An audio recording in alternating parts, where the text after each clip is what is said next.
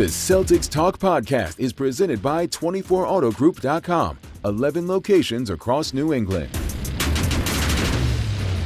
What's up, everybody? Post-game pod coming to you after the Celtics take down the Utah Jazz 121-99 at the start of this lengthy West Coast trip that will not see the Celtics be back in Boston until April.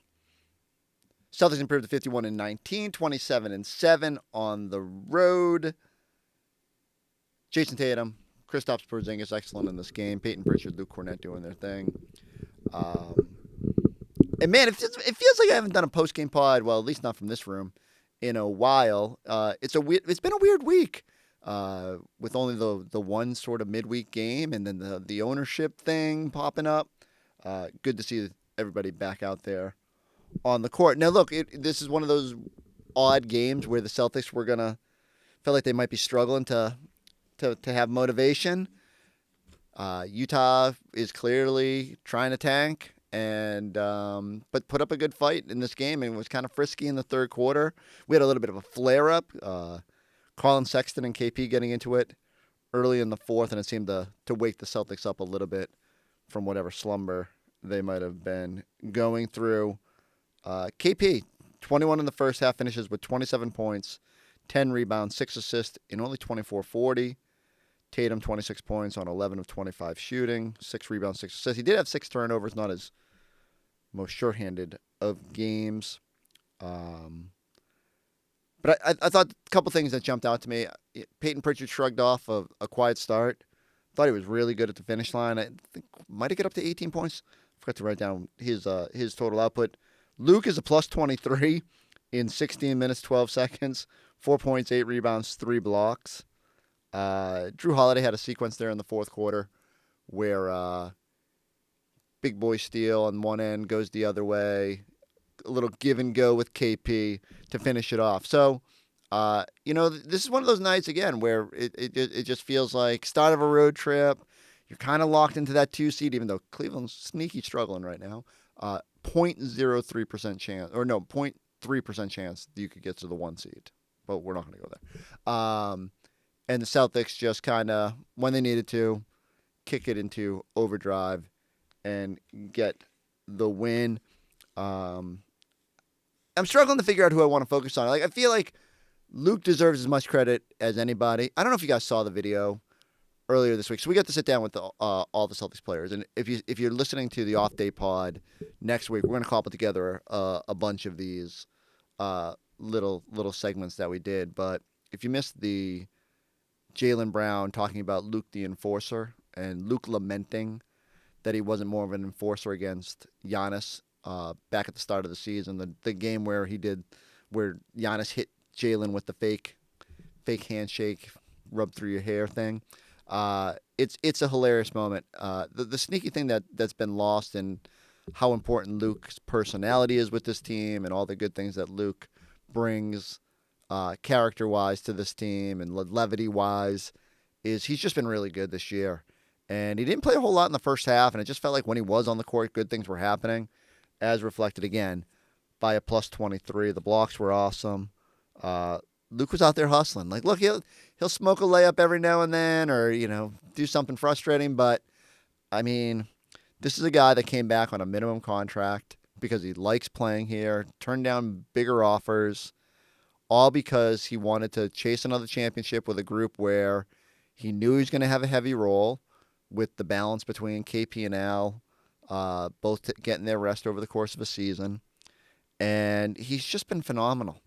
I can't overstate it because so many times over the course of the last, I was going to say 12 months, but it's really been 18 months of people saying, oh, they need another center. And every night Luke goes out there and just plays hard, makes good things happen. His chemistry with Tatum has been off the charts. I haven't looked this week, but when I did one of the games last week, they were the number 2 net rating combo on the Celtics, ironically behind only Sam Hauser and Jayson Tatum in terms of net rating when that combo was on the floor. Tatum in the bench has been, yet again, kind of hearkening back to past seasons, has been a really successful lineup for the Celtics. I'd love to check the numbers off of this one, but it felt like, especially in maybe the second quarter, maybe stretches of the third, it felt like that's when the Celtics dominated this game, when Tatum can be a focal point. There was one awesome Jason Tatum moment. I'm going to struggle. If you're listening on the podcast, hopefully you saw the game, or if you maybe at least caught some highlights. There's a play in the first quarter where Tatum jumps the passing lane, breaks out with a steal, loses control of the ball, and somehow, I'm not going to describe this well, but somehow kicks it, flip kicks it behind his over his shoulder, right to his hands, and finishes a layup. I don't know if he should have been called for a kickball or not, but it was a hilarious sequence, and people were calling him Messi online because, and that's with an I, not a Y, because it looked like a trick soccer play that someone might pull off, and to be able to kind of find the ball in that sequence and lay it up was really cool. Sam Hauser, 14 points, 4 of 8 beyond the three-point arc. Thought he had some huge moments. Not quite the 33 points he had against the Jazz a couple weeks ago, but everybody just kind of finding their thing. And then the Celtics turned it over to the deep bench guys, and Jordan Walsh had a couple buckets at the end of this one. This is what this road trip is going to be. It's going to be hard to kind of summons the energy. It's the Blazers with no Rob Williams. Dear. How do you find motivation against that team? And there's going to be other stops along the way that just Sacramento. Maybe that's a little closer to a team, but for me, it's comes down to towards the end of the trip they got Memphis. There's a Phoenix game in there. There's going to be some opportunities to maybe, if you can get healthy, get your full complement of guys out there. Maybe ramp them up as much as you can for a last couple glimpses of this starting group before everybody kind of throttles down in late April or mid-April before the playoffs arrive. But I guess that's the other big story of today. Before the game, the Celtics come out and announce that Jaylen Brown will miss the next 2 games. That includes this one. So he'll also miss Sunday in Portland. They said he will be reevaluated on Monday, dealing with a bone bruise and right knee impingement that has kept him out these last 2 games. It doesn't. We talked with Jaylen earlier in the week. It didn't seem to be a monster scare, but the fact is, I think they're treading cautiously here in terms of making sure he's healthy. The one little wrinkle to this all is that Jaylen's at 56 games right now. He needs 9 more to qualify for award eligibility. I don't know if it's even a big deal to him. He's got his Supermax contract, but he would be sort of in that All-NBA conversation based on the other guys that are going to miss out on it for not hitting the 65-game mark. He's played in stretches this season worthy of maybe creeping onto that third team. And so it would be disappointing if he didn't at least have the opportunity to be voted on there. He's made a pretty strong push wanting to be included in that all-defense conversation. And so he would let's just see if he gets there. I think the Celtics' priority with everything is going to be health and making sure everybody's ready to go in later in April when the real games start and you find out who you're going to be playing in that 2-7 series. Especially important to have them upright in May and June for the ultimate goal this team is chasing. But something to monitor here, and I do like that the Celtics aren't forcing anything. Their general policy has been if someone's dinged up, let them get right. Make sure you treat it right and get everybody back out there on the courts. It certainly hasn't impacted the play on the court where the Celtics continue to roll. Again, 51-19 now. 27-7 away. Makes you feel pretty good if they have to go on the road at any point in the playoffs, potentially in rounds 3 and 4 when they're chasing a second title. But eyes on JB as we see. So, okay. I wish it was more exciting. Maybe I'm just anticlimactic because, we had an ownership change. You had Baylor Shireman's big game earlier this week. It's just kind of no muss, no fuss tonight. They take care of business. They get to a 22-point win that got a little close at times, but also never felt like it was in jeopardy. And now that's going to be the normally we'd look ahead at the end of this podcast, but we're going to keep it tight tonight. I got to get on the post-game show. So instead of a look ahead, I'll just say, like, Portland on Sunday, disappointing that Rob has been ruled out. I think they said 4 to 6 weeks, which pretty much ends the season.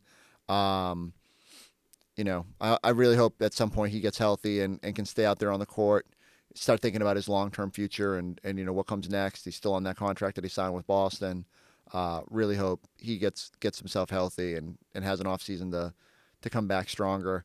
It's that Trailblazer team, when we saw him here in Boston a couple of weeks ago, got the best Derek White Peyton Pritchard game in a while. So we'll see how the Celtics play that and how they navigate this trip in terms of rest days for everybody. It's the front end of a back-to-back. They play Sacramento the next night, kind of a weird turn. I suspect that we'll see some downshifting from the big man spot, and we'll see how they navigate it. But for the first late night on this West Coast trip, Celtics are rolling. Here's more from our post-game show, and when you're done listening to that, go like, go subscribe. We'll catch you on Sunday on the post-game pod. Are you ready to enter the realm of affordable luxury? Drew Carter here at 24 Infinity of Plymouth, your go-to destination for affordable luxury. Right now, lease a new Infinity QX60 Lux for just $569 a month. Or lease a new QX80 Sensory for $1099 a month. Ready to trade and upgrade? You'll get top dollar for your trade. Visit 24 Infinity of Plymouth at 151 Samoset Street and online at 24infinityofplymouth.com. Drew saying their only other player in double figures with 11. What a play! With an incredible interception. A baseball pass up to Shireman. They'll slow it down. Holiday gets it back on the give and go. Drew Holiday, a basketball savant. All right, Drew Holiday and the Celtics getting the win in Utah, 121-99. The Celtics postgame live. They pick up their 51st win of the season. Tom Giles, Caleb Byrne, Eddie House. Nice to start a 6-game road trip with a victory.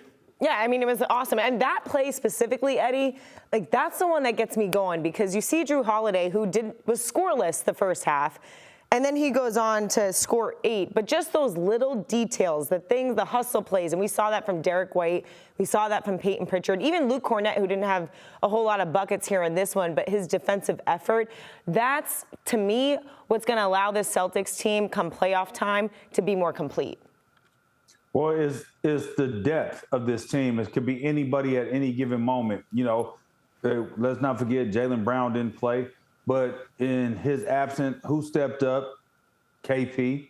And we have other times where it could be Derek White. Drew Holiday could step up. Peyton Pritchard got his money tonight. So did Sam Hauser.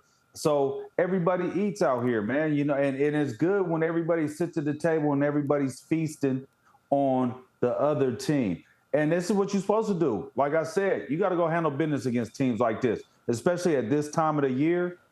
You have to handle your business against teams like this. You can't allow any slippage. Yeah, you saw Utah cut it to 2 in the third quarter. Jazz made it it was 71-69, and it was like, okay. And then the Celtics went on a 13-0 run and really never looked back from there. But you got the play from Jason Tatum, Kristaps Porzingis, both those guys, 26, 27 points respectively, really leading the way for the Celtics. And speaking of Kristaps Porzingis, Drew already kind of let you know what was happening. But Abby Chin standing by with Kristaps Porzingis. Kristaps, you've averaged 25 points in the 3 games since your return from illness. How have you made that seem so seamless? Honestly, I don't know, because I'm not feeling my best. But yeah, I think just trying to create a bit more, and that kind of leads to also more opportunities for myself and good looks. And today finally I had a good shooting night also from the 3. Things are just clicking and trying to play free and play selfless. Utah doing what they could to stop you, being very physical with smaller guys. They got a little chippy there. How were you able to maintain your poise? For me, honestly, it doesn't affect me at all. Honestly, those are the moments I need to stay in the game because I know I can get more reaction out of them, and then the post-ups, and I can get more fouls. And so I wanted to stay in the game at that moment, but no, it's honestly just physicality. Everybody's trying to be physical with me, and I have to somehow combat that, And obviously, I know how to sell fouls a little bit, because I just need it, and at the end, I'm just trying to be as effective as I can for the team. Defensively, held them under 100 points. You guys had 13 steals in this game. Was that a point of emphasis? A little bit, yes. But of course, it helps having guys like D. White, Drew, these guys, and obviously, big credit to them. How important to get this first win to start off the road trip? How important it is to get this win to start the road trip off? Yeah, no, obviously it's going to be one of our longest road trips.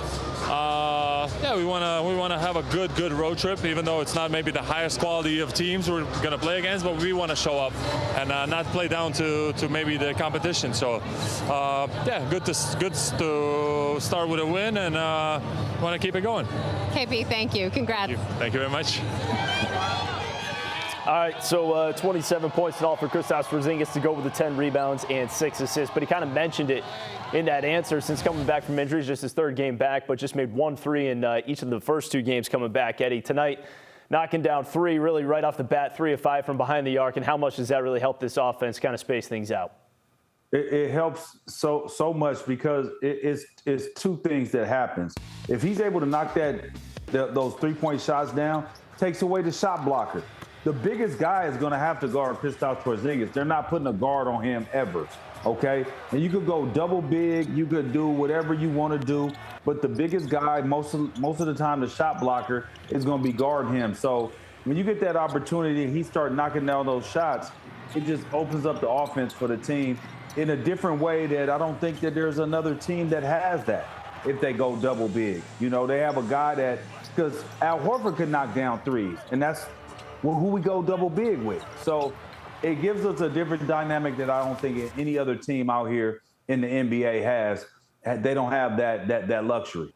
Eddie, I'm not trying to sound overhype here, but this dude, since his injury, has been incredible. I mean, look at his numbers, and then even the non-COVID related illness as he missed those 8 games and has come back. Not only has he not looked like he missed a beat, he is contributing in ways that this team, you talk about the depth, but it just adds layers to the starting 5. We talk about him being a factor in the paint, that they can throw the ball down to him in the paint, they can kick it out and kind of spread the floor that way. But also you saw him in that highlight being a stretch 5. He can hit threes from downtown. And I just think with him, and we didn't even see Jaylen Brown here tonight, but adding the starting 5, which we haven't seen full complete in a bit, but come playoff time, you have Kristaps Porzingis doing what he is doing. I think for Celtics Nation, you should be extremely excited because he's just playing at a different level right now. And I would be concerned, I think, with this injury, and I think at the rehab prior to the season and then the non-COVID related illness, you're kind of thinking like, where's this guy at? How is he going to come back? Not only has he not missed a beat, but you're expecting him to do what he's doing, and it's just adding so much to this team. He scored 20-plus in all 3 games since he's come back from the virus that kept him out there for a couple weeks. Taking a look at the season series between these 2 teams, Celtics took care of the Jazz by 6 Sam. Just a few weeks ago. Yeah, the 33-point night from Sam Hauser. He had a pretty good night tonight as well. 14 points for Hauser in this one. Celtics winning it 121-99. Let's bring in Drew and Scal.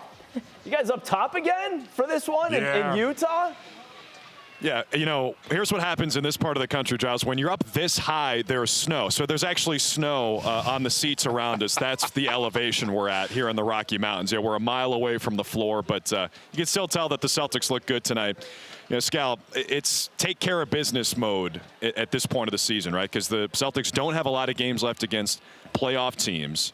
And tonight is no exception, and you come out and you take care of business. You know what's really unique about this team? They can play so many different ways. You're seeing them when they like today they had 13 steals. That's 13 live ball turnovers for the Jazz where they can get out and take advantage of it. And I felt like they did. I thought they took advantage of some missed layups, some block shots, and they go on the other end and score it. So they can do all that, but they can also now execute on a really high level, get the spacing right, and then, you know, get guys in the right locations to knock down shots. But this game across the board, Tatum kind of set the tone early with Porzingis. Porzingis carried it, and then Tatum capped it off when he went back in with about 5:23 to go. Yeah, 18 fast break points and 33 second chance points for the Celtics. When you put those two together and add in 17 threes, you're not going to lose any games. But Porzingis, you know, we're talking about how great he's looked since he came back from the illness, you know, averaging about 26 points in those 3 games.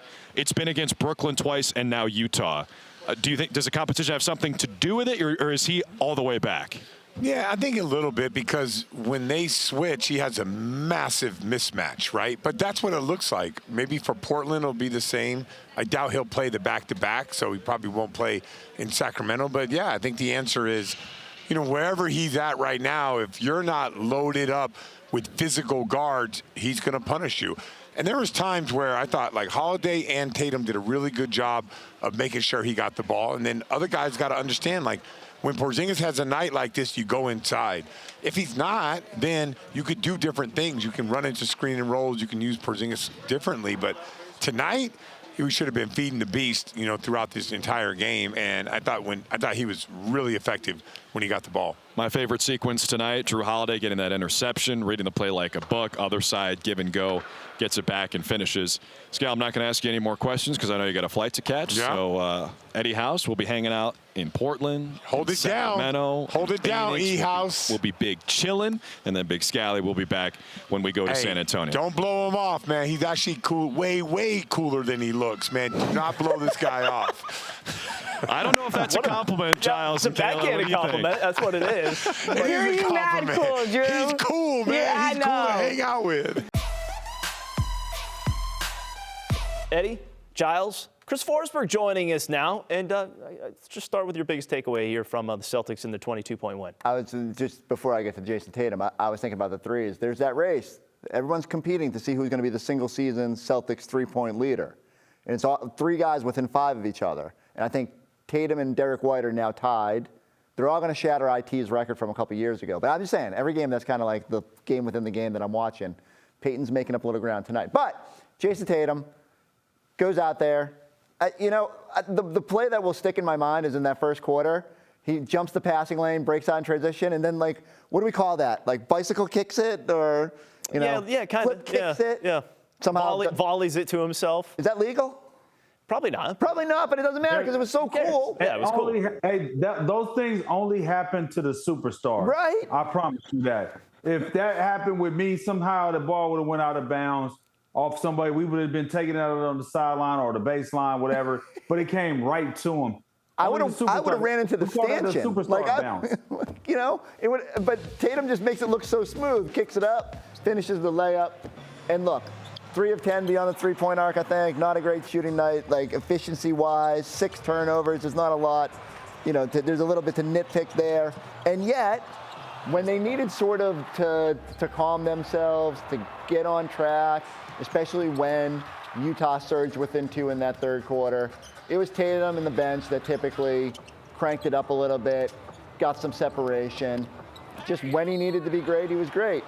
And so this is what Jason Tatum does. Sleepy night in Utah, 26, 6, 6, 3 steals, 14 points in the first quarter to set a tone. Well, that was the point I was going to ask about, Eddie, is just how good was he in the first quarter and the fact that he was able to help them build a 14-point lead.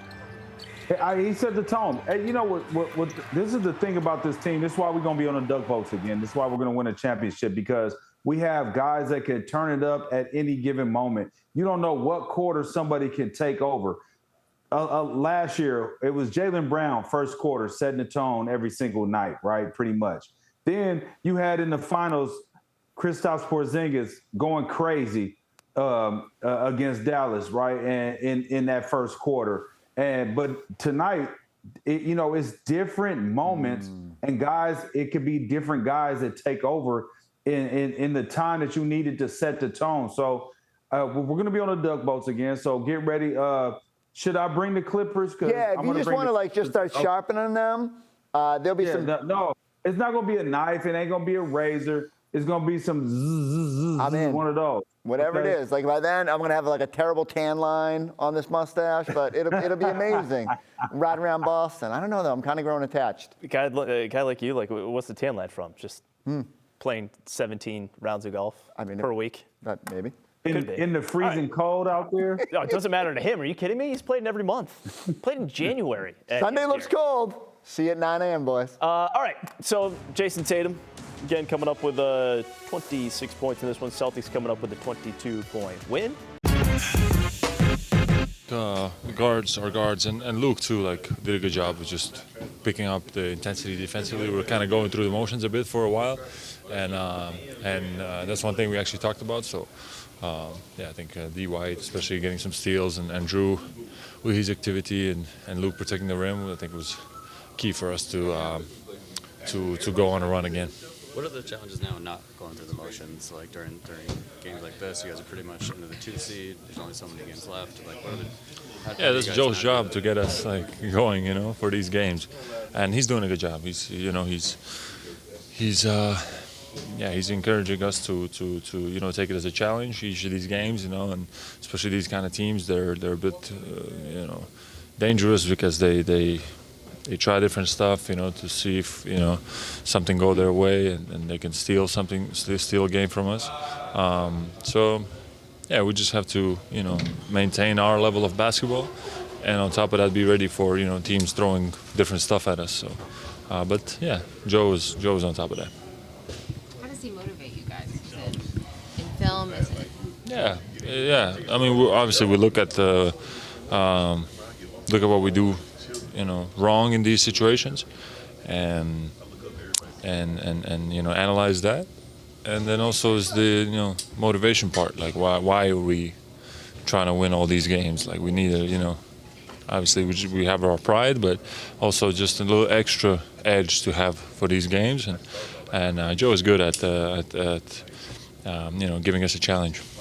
Will you take us through the Drew Holiday interception and then the give-and-go bounce pass you found on the other end?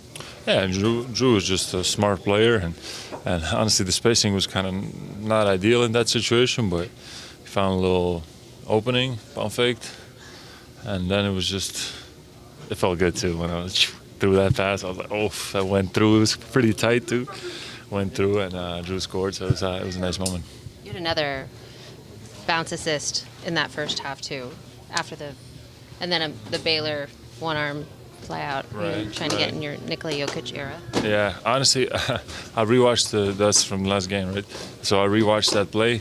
It wasn't even a pass to me. It was a pass to D. White, because D. White was coming behind me. I only saw that after the game, and so it was actually for D. White, but I stole that, threw it right back to Baylor. So that was a nice highlight. And then today I had a touch pass also. Yeah. Which one? To who? It didn't go in. It didn't count. But I think it was in the first half. Yeah, it's something.